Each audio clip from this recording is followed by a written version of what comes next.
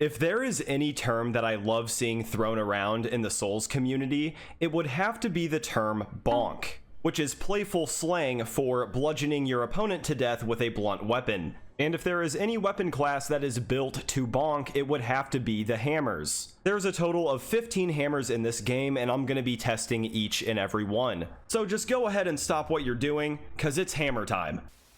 For the first hammer of the video, here I have the club with heavy affinity and barbaric roar. And what's funny about the club is the fact that it is basically a bonk weapon in its purest form, because it does not have the normal hammer moveset. Instead, you literally just get this. The heavy attack string is basically the same as the light attack string, except, you know, slower and more powerful. But then you have the backstep attack, you have the running light, the running heavy, the jumping light, and jumping heavy, and then the rolling slash crouching attack, which is actually very, very fast. And then, of course, barbaric roar does change your heavy attacks. Here's what they look like.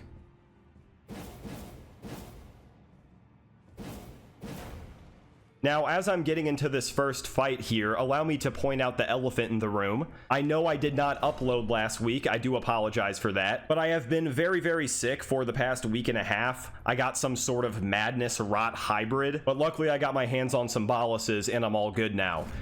Miriam, hello. What is up?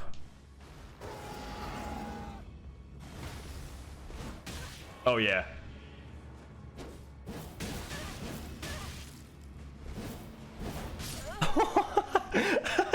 I can't believe I almost landed the entire barbaric roar combo. That almost never happens. But here's the thing about the club. It's very, very unassuming, but for this weapon's size, it can pack a huge punch. The moveset is insanely fast, and I mean, you saw the potential with Barbaric Roar there. Definitely a good Ash of War to use on this weapon. And actually, whenever you get this weapon, it does come with Barbaric Roar already on it. If you choose the Wretch class in the beginning of the game, you get this weapon immediately, or it can be bought for 600 runes from the Nomadic Merchant southeast of the Coastal Cave. And since there is only one other club weapon in the hammer weapon class, I figured why not do them back to back. Here I have the stone club, once again with heavy affinity, except this time I am going with wild strikes for my Ash of War. And actually, let me change up some talismans here. There we go, that's better.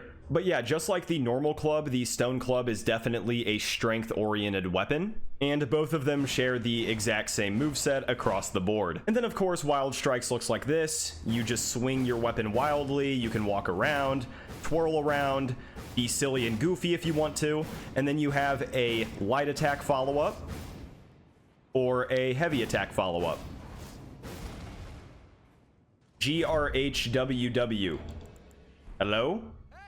I'm about to wildly strike you down, dude. Are you ready? Are you prepared?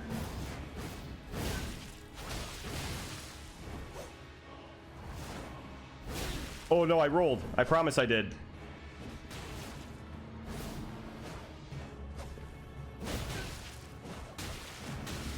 Oh my god, look at that damage. What in the world?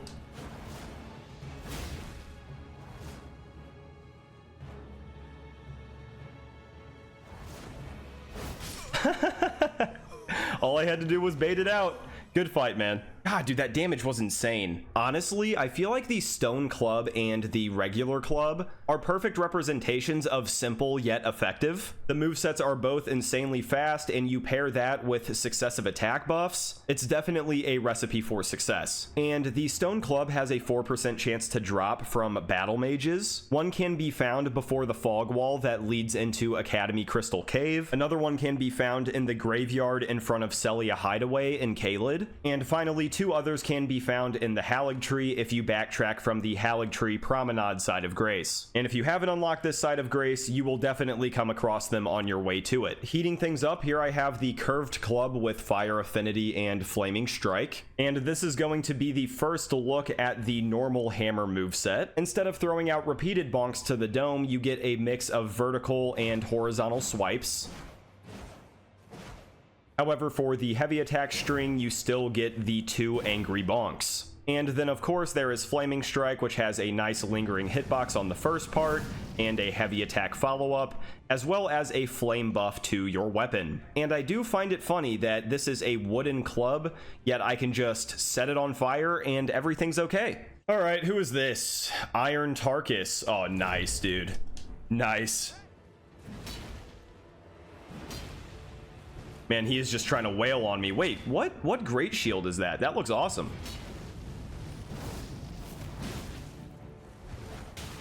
Nice.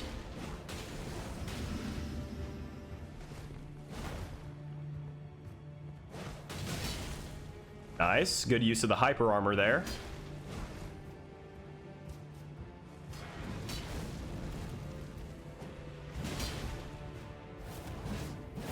Oh, damn it. Just out of range.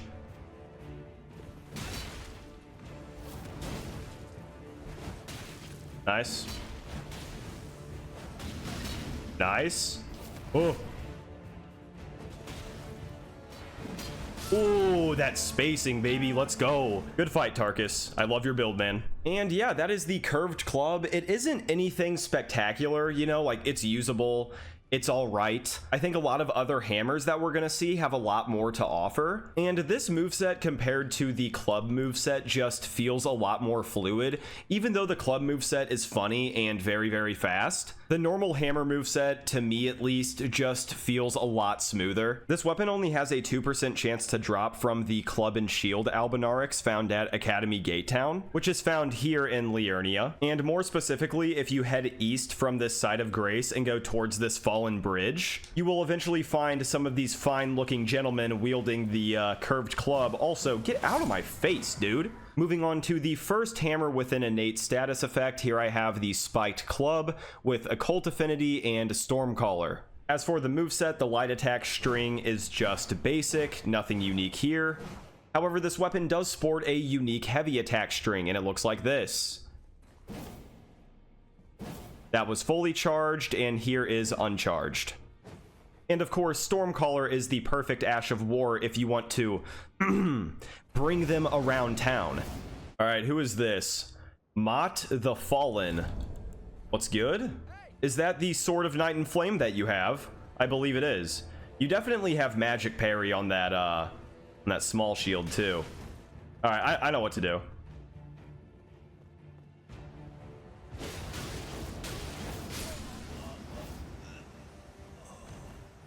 Well, good fight. Oh man, Stormcaller.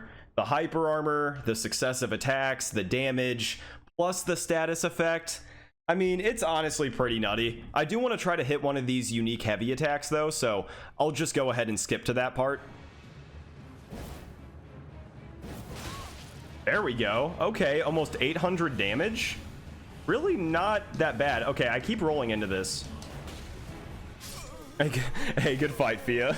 Okay, now I do think that the Spiked Club is a very, very solid weapon, especially with Stormcaller. Like, this setup here specifically, I think is honestly amazing. However, this weapon's unique heavy attacks, while they do look cool, they aren't exactly the easiest to hit, because frankly, this weapon just has short range. Regardless of that, though, I would still recommend this weapon, and sadly, this is a weapon that you do have to farm for, and it drops from the large demi-humans that wield it. And correct me if I'm wrong, but I believe that the earliest one that you can farm is found inside Coastal Cave, or there is another one that can be found outside the entrance of Volcano Cave. Moving on to a very similar weapon to the last, here I have the Morningstar with Occult Affinity and Poisonous Mist. As you can see, you do get innate bleed, and you might be a little bit confused as to why I'm running Poisonous Mist without Poison Affinity. Well, for one, I do already have the stats for an occult build, but besides that, whenever you use Poisonous Mist on your weapon, you get a poison buff on it,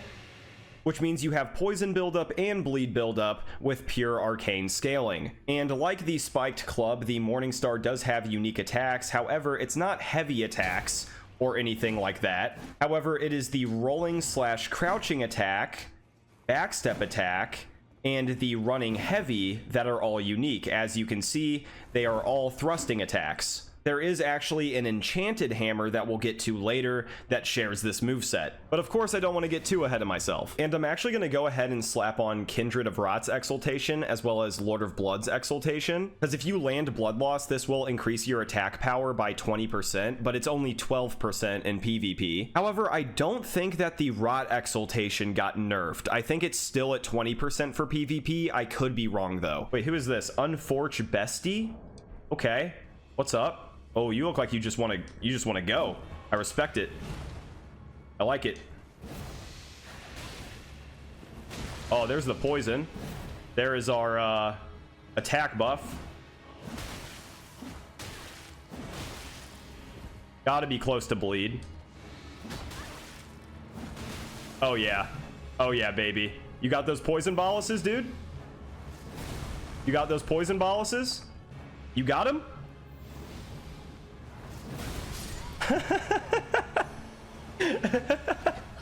The desperate attempt. Also, that might have been a spoiler for what's to come. And yeah, there you go. That is the Morningstar. It has a fantastic moveset. I absolutely love the thrusting attacks on this weapon. Gotta love the innate bleed. Poisonous Mist is always an enjoyable Ash of War to use. And you can get the Morningstar pretty early in the game. All you gotta do is go to Southern Limgrave, cross the bridge into the Weeping Peninsula, keep following the road, and eventually somewhere around here, you will find a chest inside of a broken carriage that has the Morningstar in it. Moving on, here I have the Mace. I'm rolling with Sacred Affinity and Prayerful Strike. As for the Mace's moveset, it has access to just the basic hammer moveset, besides the heavy attacks, which look like this. FromSoft had to have been feeling extra zesty whenever they made these animations. And then the Ash of War Prayerful Strike isn't one that you see too often. Basically, you hold your hammer up and just flatten somebody, and if you land it, you get very solid damage and lifesteal on top of that. Not to mention that the Ash of War has amazing hyper armor as well. Who is these? Afro. What's good, Afro? I swear, man, I just see so many people using scaled armor.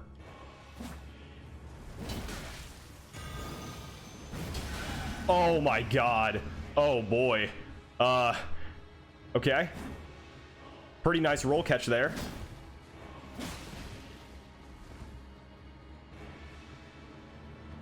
Didn't really get to see the lifesteal part of it though. Hey, good fight, Afro.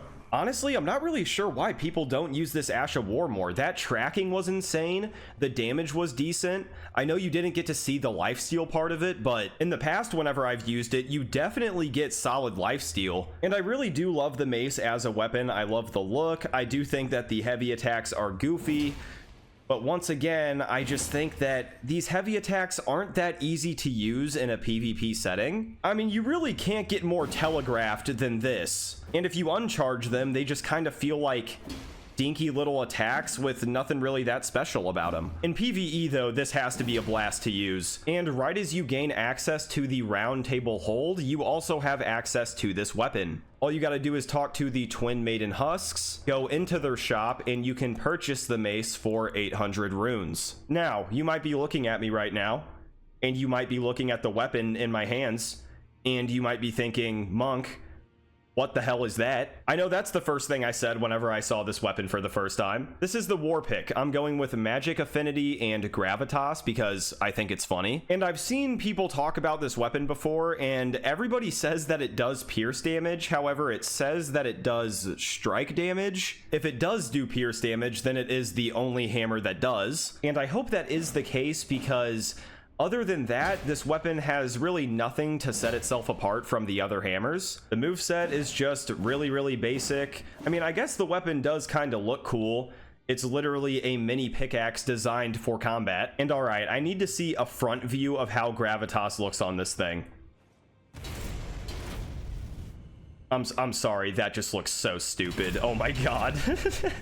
But hey, Gravitas is a solid Ash of War. I don't even know if it's gonna mesh well with this weapon, but I guess we'll find out. Who goes there? Belmont. Oh, what's good, Belmont?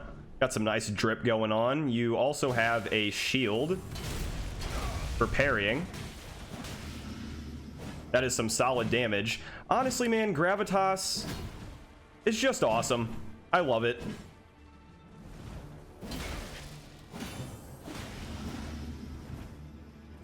Hold on, wait. Is this light attack string slightly different? Why does it feel kind of different? Am I tripping? Good fight, Belmont. Hold on a second. Okay, no, it's the same.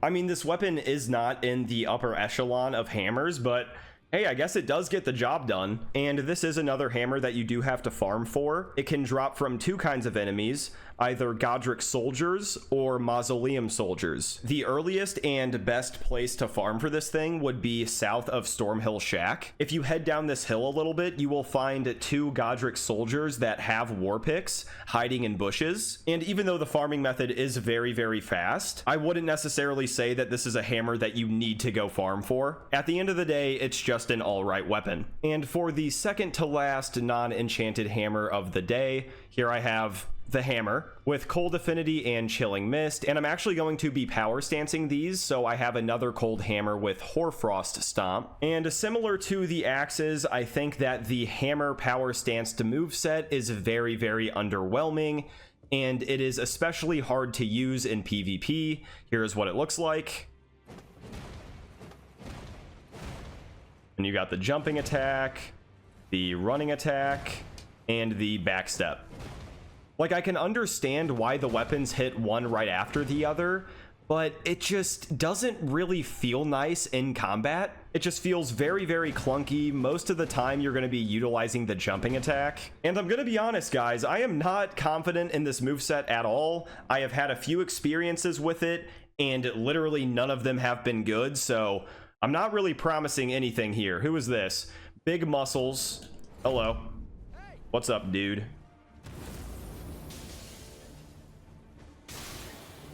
Oh. Oh god, dude. Oh, it feels so terrible. Oh, dude, come on.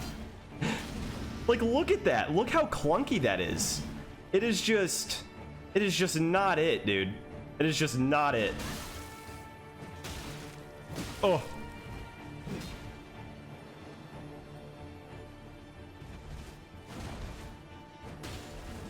Ooh, let's go. Good fight, Big Muscles. I am very, very shocked that I won that fight. This moveset is like a 2 out of 10. There is really nothing good about it besides the jumping attack. Well, I guess the rolling attack isn't too bad either. Okay, regardless of the power stance moveset though, the hammer is another good weapon. I have used it just two-handed before and have had nothing but good experiences with it. And luckily, you do not have to farm for this weapon. It is found in Lindell Royal Capital inside the Fortified Manor. And within the Manor, it is located beside the Sanctified Wet Blade. And for the 9th and final non-enchanted hammer of the video, here I have the Monk's Flamemace. Wait a minute. My name is Monk. I'm going with Lightning Affinity and Lightning Slash. And the Monk's Flamemace is the only non-enchanted hammer that actually scales better in dex. And I gotta say, out of all the hammers, this one really looks like it would do so much damage after just one hit. Especially whenever you factor in the very, very hilarious unique heavy attacks. FromSoft. Again. What? Now I just have to make it my mission to actually land one of these heavy attacks. Watch these heavy attacks just have the most insane hyper armor imaginable. Who is this? Jarrell. What up, Jarrell? All right.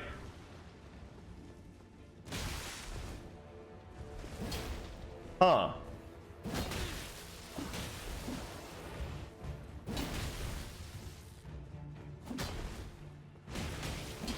Oh yeah, baby. There's that hyper armor. That's what I'm talking about. Whoa, what? What the hell? What was that? Jarrell. Are you good?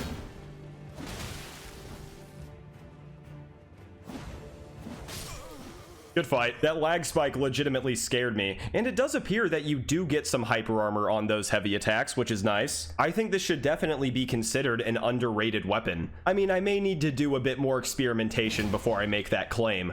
but I'm definitely a fan. And you do have to farm for this weapon. It has a 4% chance to drop from the monk enemies that wield it. There are a few fire monk camps that can be found in Liurnia, as well as the mountaintops. There's also one that is very easy to farm at the beginning of the Giant Conquering Hero's Grave, and multiple can also be farmed near the White Ridge Road side of Grace, which is right next to the Guardian's Garrison. And that is it for the non-enchanted hammers. Of course, it's time to move on to the 6 enchanted ones. But before we get to those, all I ask is that you click the subscribe, you bonk-loving Neanderthal. Alright, first things first, for the enchanted hammers, here I have Varre's Bouquet. The Ash of War that you get on it is Blood Tax. You get C scaling in Dex, B in Arcane, and even though this is technically enchanted, you can buff it with consumables. So I'm just gonna do the funny and use Soporific Grease. Now I can't lie to you guys, it's been a very long time since I have used this weapon, and I even do have a video where I'm calling it the worst weapon in the entire game. I don't know if that's really the case anymore, but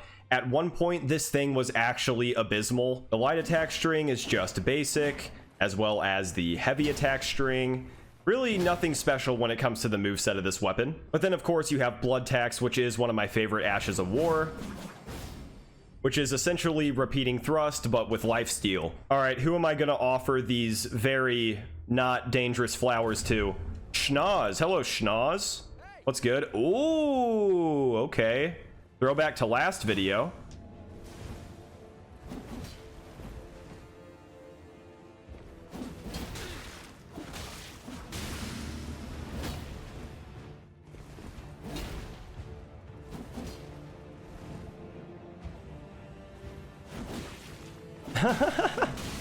Oh man, sleep is so stupid in PvP.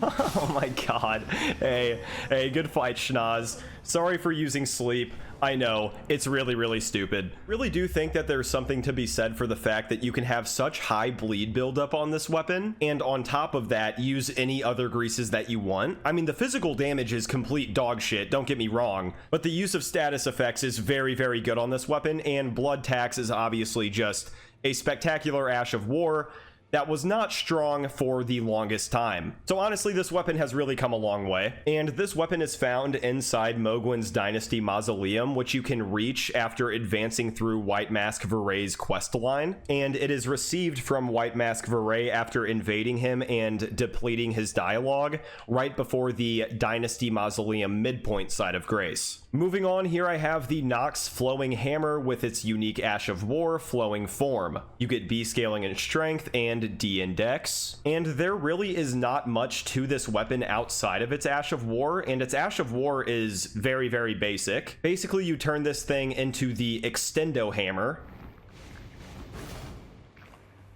As for the rest of the moveset though, it is just basic. You don't really get any unique attacks at all, nor are there any unique properties with this weapon. And honestly, I think it would be really cool if you could buff this weapon with greases or something like that. Like, I can just imagine fire grease on this thing and then just whipping it around. It would look so sick. All right, who do we have here though? Who is this? Dark. Oh boy. What's up, Dark? It's been a minute, man. I feel like we fight quite a lot though. You ready? Got the Lucerne, classic weapon.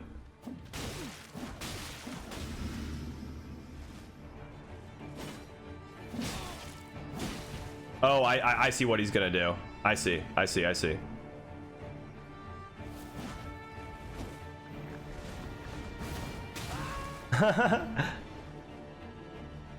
Come on, Dark, what you got, boy?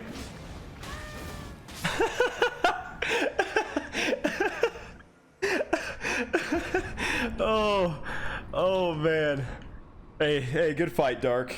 God, this weapon art is so stupid. And this weapon is found in Nokrin, specifically near the Knight's Sacred Ground side of Grace, except it is a little bit confusing to get, so I'm just gonna show you. So from the Knight's Sacred Ground side of Grace, you want to go up these stairs to your right, and then go into this room.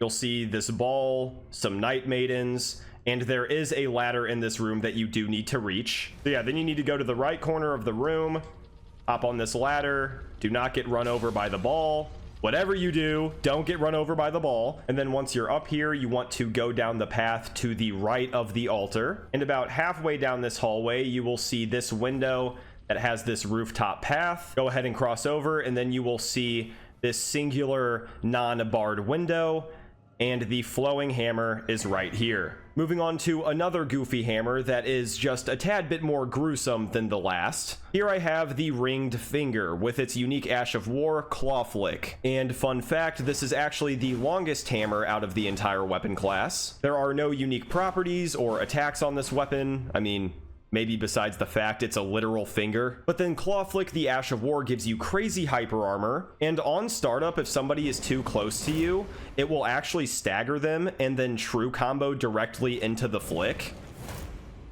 And I can't lie to you, this weapon is an absolute menace in duels just because of the hyper armor and the little initial stagger that you get on the weapon art. I'm about to show you what I mean. Just look how stupid this is. Corrupt Monk 125, hello. What is up, man?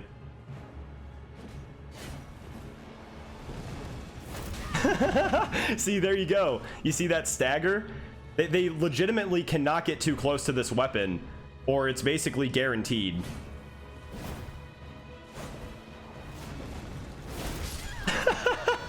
Oh my god, dude. This weapon is actually disgusting, I swear. In duels, it's kinda OP, I can't lie. Honestly, this might be an OP invasion weapon too. And I'm sure quite a few of you guys are gonna want to go out and get this weapon for yourselves. All you need to do is reach Gelmir Hero's Grave, and whenever you come across the first path with a chariot on it, all you have to do is basically head all the way down this path. Yes, even into the lava. And at the end of the path, you will turn left and you will find a chest containing the ringed finger. Jesus Christ, I look terrifying right now. And moving on to yet another very, very goofy weapon. Here we have the Envoy's Horn with its unique Ash of War Oracular Bubble. You get C scaling in Strength, Dex, and Faith. As for the moveset, there is really nothing unique about this weapon whatsoever. But then for the Ash of War Oracular Bubble, basically you blow into this horn and, well, a bubble comes out.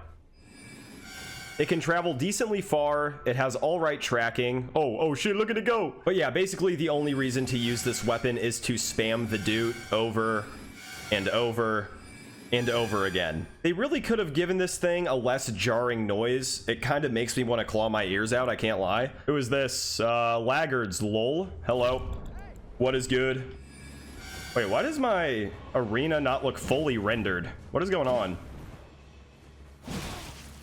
Oh, whoa. What the?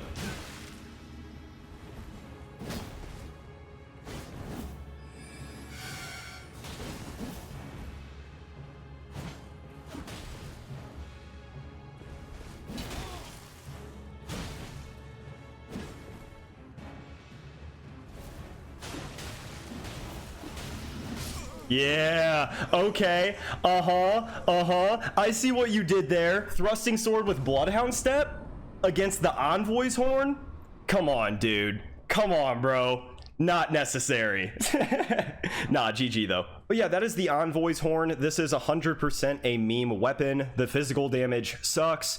The amount of damage that you get out of the weapon art kinda sucks. Overall, it is just funny. And this meme of a weapon has a 2% chance to drop from Oracle Envoys, and they can be farmed very easily inside Lindell. Like, once you get the East Capital Rampart side of Grace, just past there is multiple Oracle Envoys that you can farm for the horn. Moving on to the second to last hammer of the video, here I have the Scepter of the All-Knowing. With its very, very unique Ash of War, knowledge above all. You get D-scaling in Strength, C in Dex, and C in Intelligence. And I'm not gonna lie, I have never been such a fan of a weapon, but also such a hater of a weapon at the same time. So first things first about the Scepter of the All-Knowing, it is long as hell, as you can see. And as for the light attack string and the heavy attack string, both are basic.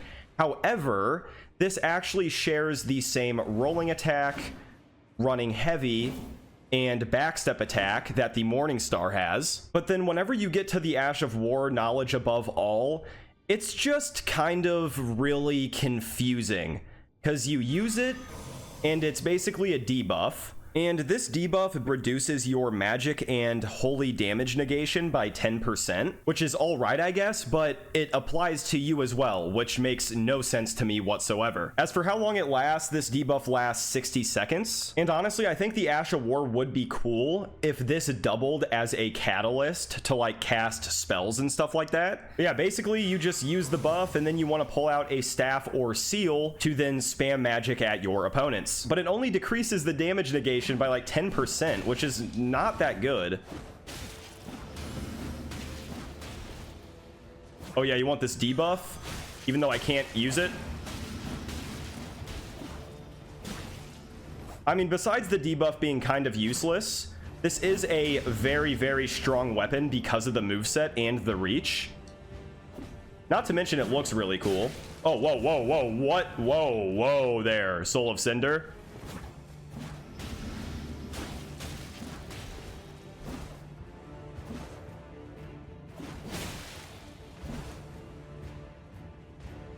Come on, Soul of Cinder. It's a close fight. Oh, whoa, okay. Jesus. I did not realize that you had quick step. Oh, good fight, Soul of Cinder. So yeah, Scepter of the All-Knowing, you know, use it in a mage hybrid build or don't, it doesn't really matter. I think that this weapon needs a slight rework or just some buffs because it looks way too cool and you get it way too late in the game for it to not be good. The only thing that it really has going for it is the range and the moveset, which is spectacular. But with the Ash of War, it really does just kind of fall flat. And this weapon is dropped by Sir Gideon Ofnir, the All-Knowing, upon defeat. And I know that may be a little bit of a spoiler, so I'm just gonna leave it at that. And don't worry, if you're playing through the main story, eventually you will fight him. Just wait for it. Now for the 15th and final hammer of the video, here I have Marika's hammer with its unique Ash of War Goldbreaker. As you can see, you get B scaling in strength, D in dex, and C in faith. As for the moveset, this weapon doesn't really have anything special about it, but the weapon art Goldbreaker definitely makes up for that, and here is what it looks like. I mean, come on. Just look at the vertical that my character gets on this weapon art. Oh, I'm out of FP. Oops. Just look at the hang time, though. I feel like D Rose in his prime, and I think the best way to showcase this would have to be in an invasion, so let's just jump right into one. All right, where are we? Deep Root. Oh, boy. Okay. See a couple people up there. All right, I think I could get the jump on them. Or no, did they see me? Yeah, they see me. Hello, friends. I do not come in peace at all. Are you ready?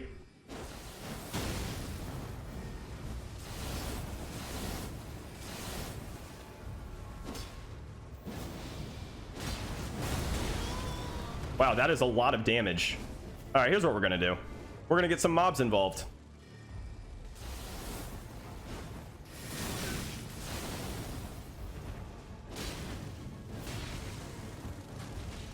There we go. That's all I needed.